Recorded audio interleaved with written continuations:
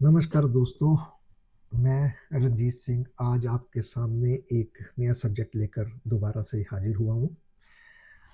दोस्तों, आज का सब्जेक्ट मुझे उम्मीद है कि आपको बहुत अच्छा लगेगा। उसका एक कारण है। उसका कारण ये है दोस्तों कि जिस सब्जेक्ट पे आज मैं बात करने लगा हूँ लाल किताब के, वो बहुत ही अहम है। अहम इसलिए कि ये उपाय का सब्जेक्ट है, उपाय का टॉपिक है। और दोस्तों, इस एपिसोड में मैं आपको लाल किताब के उपाय ऐसे बताऊंगा जिससे आज तक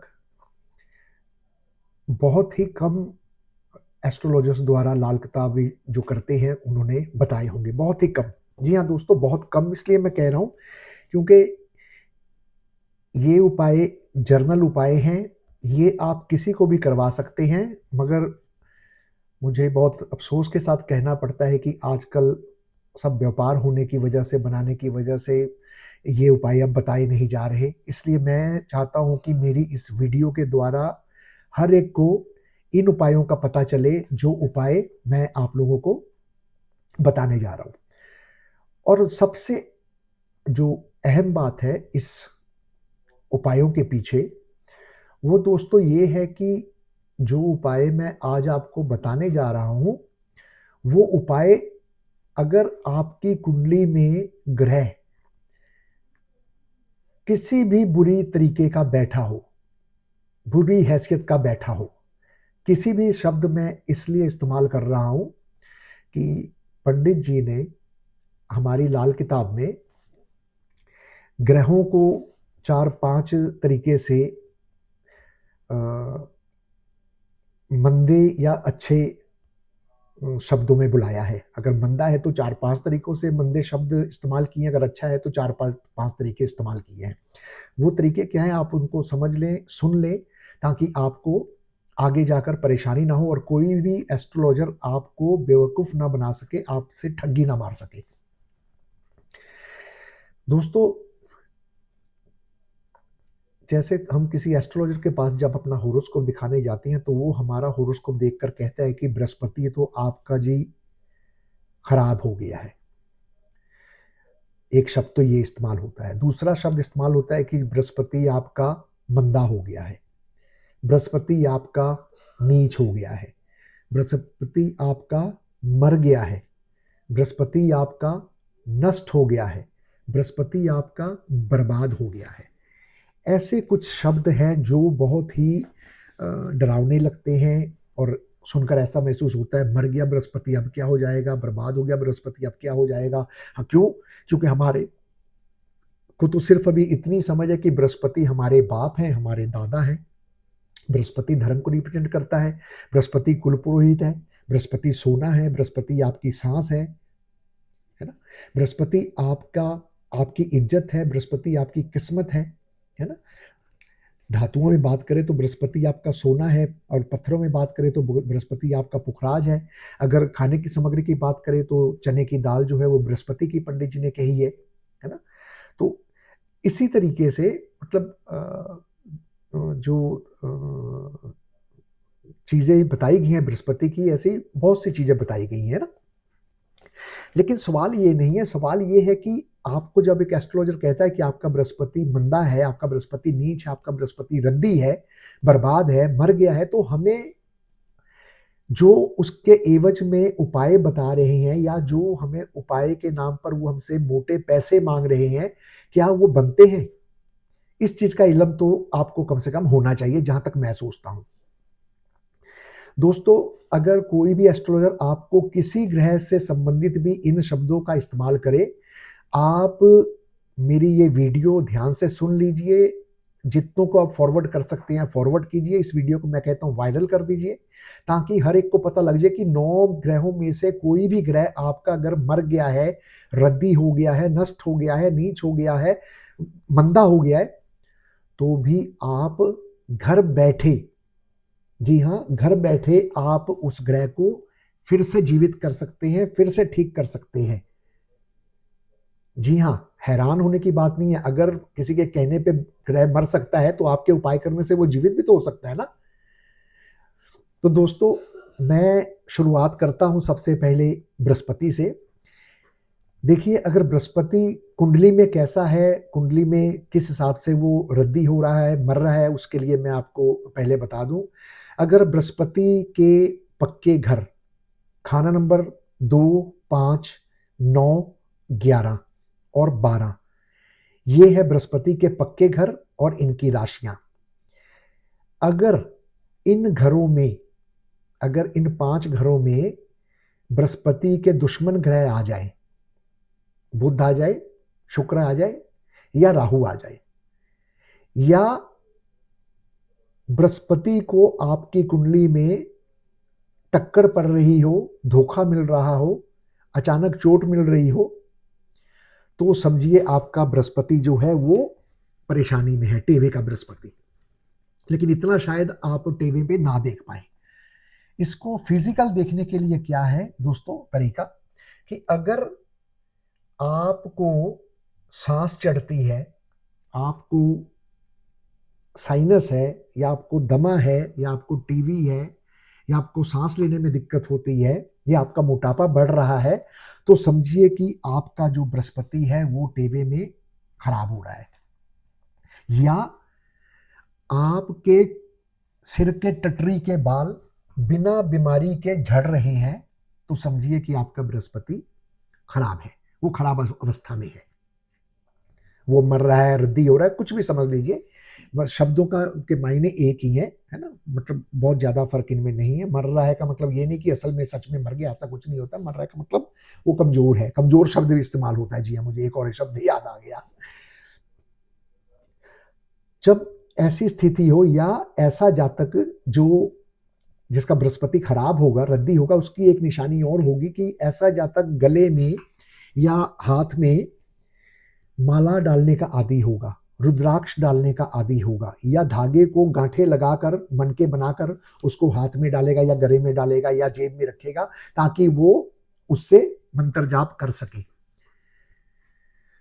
दोस्तों, अगर ऐसी चीजें आपके साथ हो रही हैं, ठोस हालात में अगर ऐसा है, तो इसको ठीक करने का सिर्फ पंडित जी ने बहुत आसान उपाय घर में ही दिया है कि आप अपनी पगड़ी पर, अगर आप पगड़ी बांधते हैं तो अपनी पगड़ी पर, अगर पगड़ी नहीं बांधते हैं तो आप अपने माथे पर, यानी कि दोनों भवों के बीच में आप केसर का तिलक लगा सकते हैं। इस केसर के तिलक से आपको बहुत आराम मिलेगा। आप भूल जाइए आपका होरोस्कोप, मत इसकी परवाह कीजिए, आपको फायदा ही मिलेगा। क्यों? क्योंकि आपका बृहस्पति नष्ट है। ये फायदा तब मिलेगा अगर आपके टेवे में ये सिम्टम है, आप में ये सिम्टम है। अगर नहीं है तो फिर ये उपाय नहीं है, फिर कोई और उपाय होगा, फिर कोई और ग्रह खराब है जिसके लिए आपको बृहस्पति के मंदे फल आ रही हैं। वो कैसे, उसके बारे में भी मैं आपको बताऊंगा।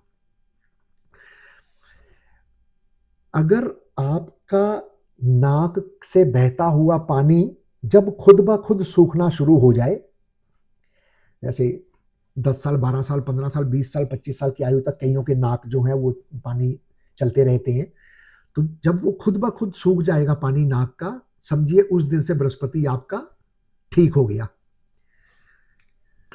या जब भी आपने काम पे जाना है, या आप एक रूटीन बना लीजिए कि अपने नाक को साफ रखें, सुखा कर रखें, उसे गीला ना होने दे, अंदर पानी या गंदगी ना रहने दे। इससे आपका बृहस्पति जो है वो ठीक हो जाएगा बिना किसी उपाय के। देखिए, कोई पैसा खर्च करने की जरूरत नहीं, कोई पूजा कराने की जरूरत नहीं, कोई जल प्रवाह करने की जरूरत नहीं, कुछ करने की जरूरत नहीं है। आप मात्र और मात्र केसर का तिलक, नाक को सूखा रखिए और माला वगैरह ये पहनना बंद कर दीजिए, आपका बृहस्पति ठीक हो गया। अपने बाप दादा का आशीर्वाद लीजिए, अपने भगवान का आशीर्वाद लीजिए मंदिर जाकर, आपका बृहस्पति ठीक हो गया। इसी तरीके से अगर आपकी कुंडली में सूर्य भगवान खराब है, सूर्य देव खराब है, तो दोस्तों इस सूर्य खराब होने की निशानी क्या होगी? पंडित जी कहते हैं इस सूर्य होने की खराब निशानी होगी कि आपको किसी वजन उठाने में आपको दिक्कत आएगी। आप किसी चीज को उठाकर होल्ड करके नहीं रख पाएंगे, या किसी चीज को ऐसे पकड़ नहीं पाएंगे। जैसे आपने देखा होगा किसी को पैरालाइज हो जाता है ना, उसके उस अंग में जान नहीं रहती है।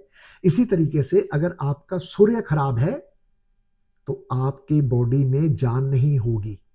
आप यूं समझिएगा कि आप थके हुए महसूस करेंगे अपने आप को, आप बहुत ज्यादा वजन नहीं उठा पाएंगे। समझिए आपका जो सूरज है वो खराब है। इसके साथ ही अगर आपके बात करने पर आपके मुंह से थूक निकलती हो तो भी समझिए आपका सूरज जो है वो खराब है। अगर ये सिम्टम आपके अंदर में है तो आपने कुछ नहीं करना है दोस्तों। आपने सुबह उठकर नहा धोकर नाश्ता करने के बाद या नाश्ता करने से पहले या बाद, कोई फर्क नहीं पड़ता, या घर से निकलते वक्त गुड़ खाना है, एक छोटी सी डली गुड़ की, और ऊपर से पानी पी लेना है। गुड़ खाकर पानी पीकर घर से निकले, मीठा खाकर पानी पीकर घर से निकले, आपको किसी प्रकार का भी मंदा फल सूर्य का नहीं मिलेगा दोस्तों। ये लाल किताब कहती है, मैं नहीं कहता, ये लाल किताब में दर्ज है। इसी तरीके से दोस्तों अगर आपका चंद्रमा खराब है तो आप में महसूस करने की ताकत जो है वो खत्म हो जाएगी। महसूस करने की, हाँ, इससे पहले मैं आपको बता दूं अगर सूर्य को कैसे आपने देखना है, मैं वो मिस कर गया था। अगर सूर्य खाना नंबर 1 में पक्का है, सूर्य का पक्का घर, 5 में उसकी राशि है। अगर इन घरों में सूर्य के शत्रु ना बैठे हो, सूर्य के शत्रु शुक्र और पापी, शनि राहु केतु, ये सूर्य के शत्रु ग्रह हैं। अगर ये इन घरों में नहीं बैठे हैं तो आपका सूर्य जो है वो खराब है, वृद्धि हो रहा है, मर रहा है, तकलीफ में है, कमजोर है, फिर आप वो सूर्य का उपाय कर सकती है। इसी तरीके से अब हम चंद्र की बात करते हैं। चंद्र, अगर आपकी कुंडली में चंद्र खराब हो रहा है, कैसे खराब होगा? खाना नंबर 4 चंद्रमा का है, एक ही घर मिला है चंद्रमा को, और सूर्य को भी एक ही घर मिला है, और चंद्रमा का ये पक्का ही घर है। सूर्य को तो फिर उसकी राशि के लिए अलग घर कर दिया और पक्का घर लगन को कर दिया। तो अगर आप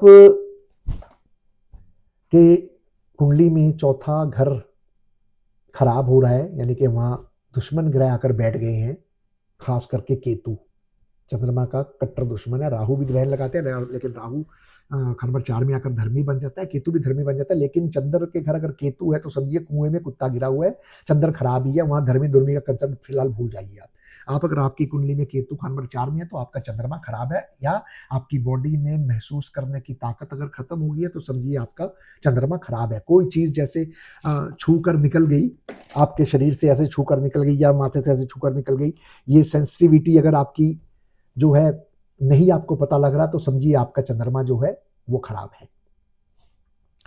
दोस्तों इसको ठीक करने का फ्री में तरीका पंडित जी ने बताया है। आप पैसे लगाकर भी आप ठीक नहीं कर पाते, क्योंकि जो पैसे आपके लगवा रहा है वो अपने कमाई का साधन उसने बनाया हुआ है। इसके लिए आपने क्या करना है?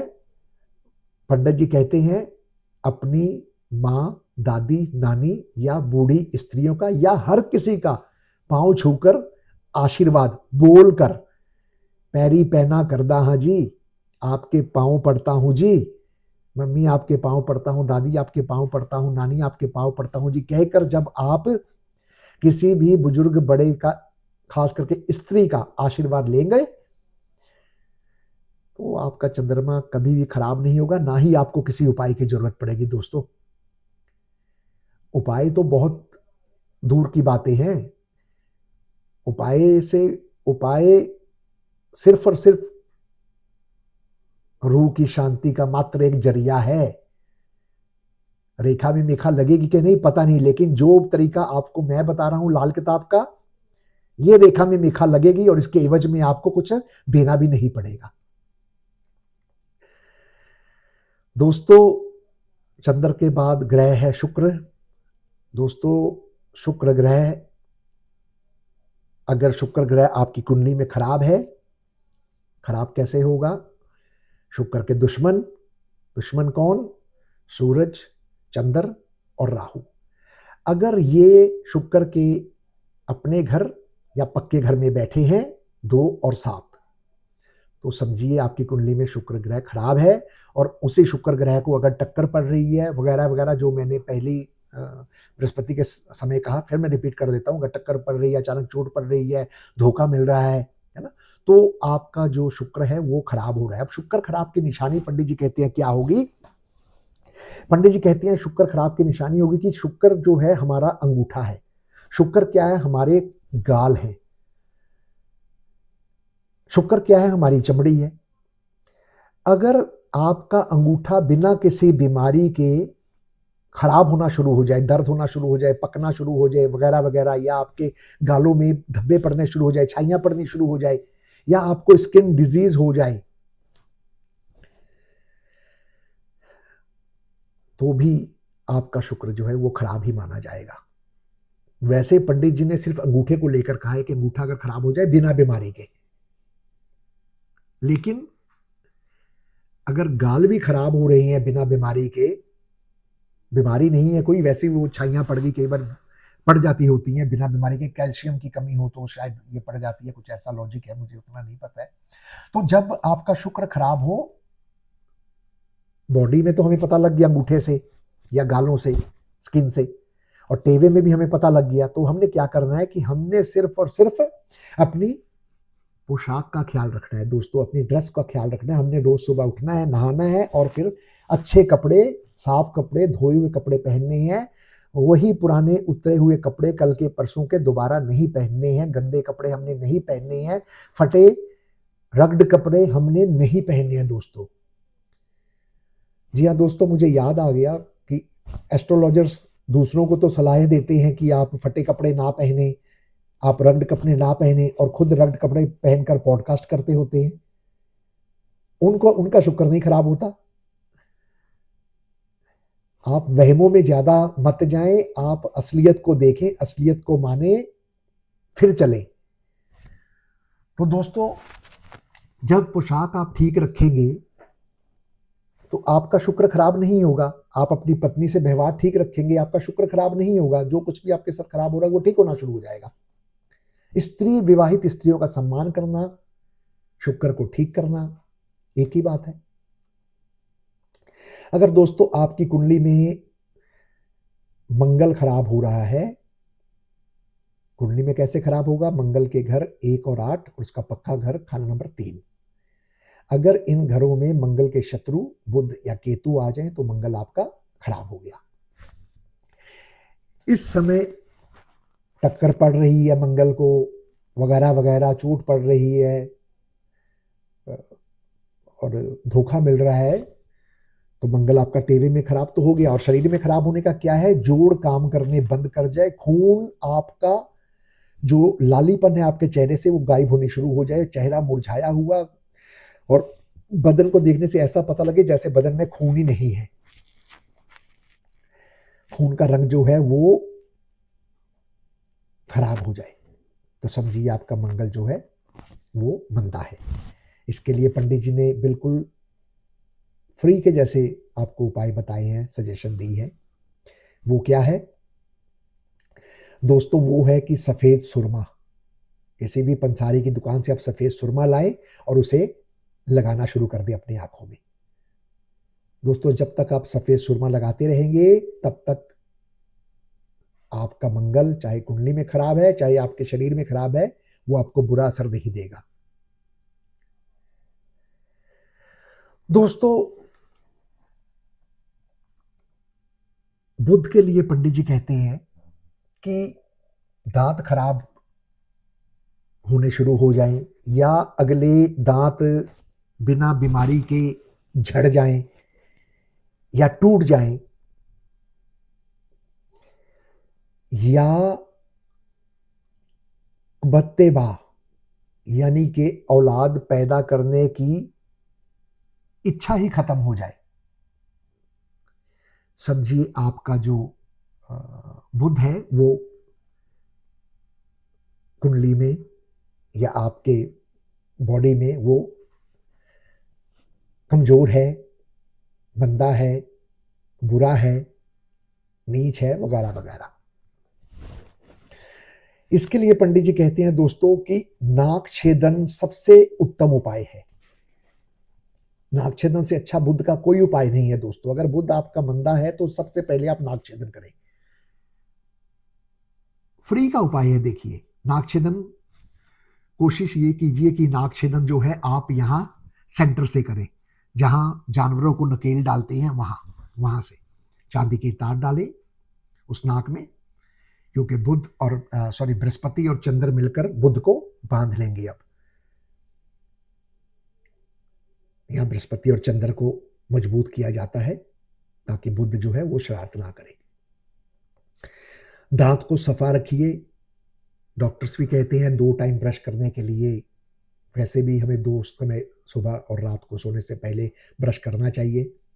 अगर आप दांत साफ रखते हैं तो बुध आपका ठीक रहेगा, बुध आपको मंदा फल नहीं देगा। कंजकों की सेवा करें, जो हमारी रीति रिवाज है। आजकल तो वैसे ही कंजकें चल रही हैं, महामाई के दिन हैं, नवरात्रे हैं, तो आप कंजकों की सेवा करें, उनके पैरे हाथ लगाकर आशीर्वाद लें। उन्हें खीर, पूड़ी और काले चने और साथ में कोई भी गिफ्ट, चाहे वो नकद धन के रूप में हो, चाहे किसी वस्तु के रूप में हो, वो आप दें। उनसे भी आपका जो बुध है वो अच्छा होगा। दोस्तों, बुध के बाद शनि, बुध का शत्रु चंद्रमा, बुध के घर 3, 6 वो और 7 पक्का घर। इनमें अगर चंद्रमा है 3, 6 में तो और 7 में तो फिर ये बुरा हो जाएगा। उसके बाद आता है दोस्तों शनि। शनि महाराज के लिए पूज्य पंडित जी लिखते हैं कि जो शरीर के जो बाल हैं ये शनि को रिप्रेजेंट करते हैं हमारे। और जानदार वस्तु में जैसे बृहस्पति का मैंने आपको बाप दादा बताया, सूर्य हम खुद या बेटा भी हो सकता है, चंद्रमा माता, दादी नानी आपको बताया, सासू माँ बताया, और ऐसे ही मंगल भाई हैं, भतीजे हैं, है ना। तो मंगल भाई हैं और ये ताए हैं, है ना, जीजे हैं, बुध बहन है, बेटी है, भुआ है ना। तो शनि जो है वो चाचे को रिप्रेजेंट करता है। और हमारी बॉडी में जो जिस्म के जितने बाल हैं वो शनि रिप्रेजेंट करता है। खास करके इनमें भौएं और आंखों की पलकों के बाल ये स्पेशल है, क्योंकि दृष्टि जो है वो शनि की है, इसलिए आंखों के जो भौएं हैं वो भी शनि के साथ जोड़ा गया है। और आंखों के ऊपर ये जो भौएं हैं ये भी शनि से। इस भौओं को देखकर भी आप इंसान के चरित्र के बारे में, इंसान के व्यवहार के बारे में, इंसान के बारे में आप पता कर सकते हैं, बता सकते हैं। अब जब शनि आपका मंदा हो रहा हो, खराब हो रहा हो, नष्ट हो रहा हो, तो आपने सिर्फ और सिर्फ मेसवाक की दातुन करनी है। जी हाँ, मेसवाक एक ऐसा दांत साफ करने का एक दातुन है पेड़ की, जिसे करने से आपका जो शनि है वो अच्छा हो जाएगा। और ये दातुन आपने तब तक करते रहना है जब तक आपके बाल सफेद नहीं हो जाते, काले हैं जब तक, शनि का जब तक राज है स्पेशली। इसके अलावा मिसवाक के पीछे और भी रहस्य छुपे हुए हैं। बहुत कम लोगों को पता होगा कि मिसवाक जो दातुन है ये बेसिकली पाकिस्तान को रिप्रेजेंट करती है। रिप्रेजेंट करने का मतलब है कि पाकिस्तानी लोग जो मुसलमान भाई हैं हमारे, वो करते हैं। और इस दातुन का इतना महत्व है, कहते हैं कि मुसलमानों में ये मानना है, मुसलमानों भाइयों का, कि अगर आपने मेसवाक की दातुन नहीं की है तो आपको मतलब भगवान के, अल्लाह के दरबार में जाने की परमिशन नहीं मिलेगी। जैसे हम सिखों में कहते हैं ना कि भाई हमने अमृत नहीं छका, 5 ककार हमने नहीं हासिल पाए पहने, है ना, पगड़ी नहीं बांध के रखी तो हमें स्वर्ग नहीं मिलेगा, या उस दशम पिता के पास हमें जगह नहीं मिलेगी। और हिंदुओं के लिए हम कहते हैं कि भाई वो जनेऊ नहीं धारण करेंगे जब तक, है ना। और 100 पता नहीं कितने तरीके का तिलक लगाना पड़ता है हिंदू होने के नाते, है ना। वो अगर हम नहीं करेंगे तो हम अपने भगवान के पास नहीं जा पाएंगे। इसी तरह मुसलमानों के लिए कहा गया कि अगर वो दातुन नहीं करते तो शायद उनको हज में जाने का भी परमिशन नहीं मिलती है, शायद मैंने यहां तक भी पढ़ा है। दोस्तों, जो चीजें मैं आपको बता रहा हूं मैं अपने पास से बिल्कुल नहीं बता रहा, सब लाल किताब की बातें हैं। इसी तरीके से दोस्तों, अगर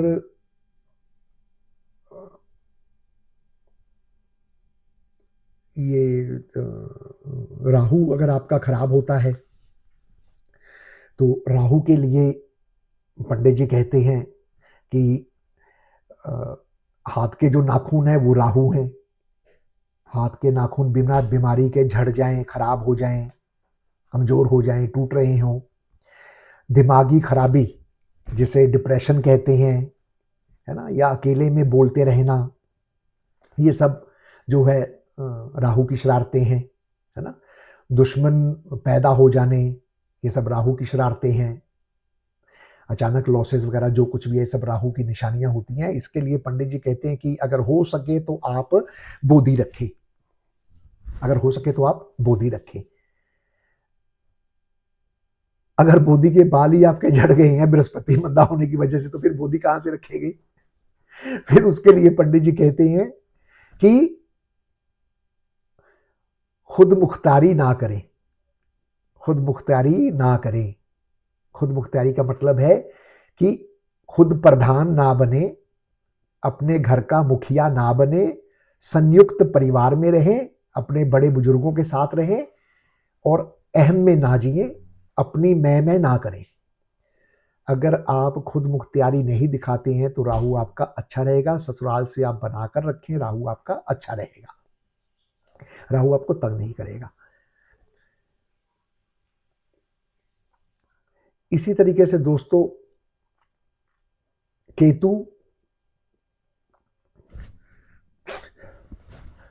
केतु अगर आपको आपका कुंडली में खराब हो रहा है, या आपके पांव के नाखून जो है वो बिना बीमारी के झड़ना शुरू हो गए हैं, पेशाब की समस्या आपको आ रही है, या औलाद नहीं हो रही है, औलाद से आप दुखी हैं औलाद ना होने के कारण, तो केतु आपका मंदा है, खराब है, नीच है, वगैरह वगैरह।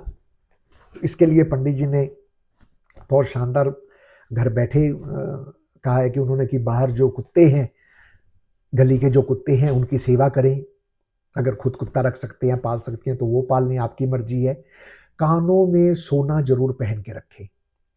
अगर आप कानों में सोना पहन कर रखते हैं तो आपका केतु जो है वो अच्छा फल देगा, वो आपको बुरा फल नहीं देगा।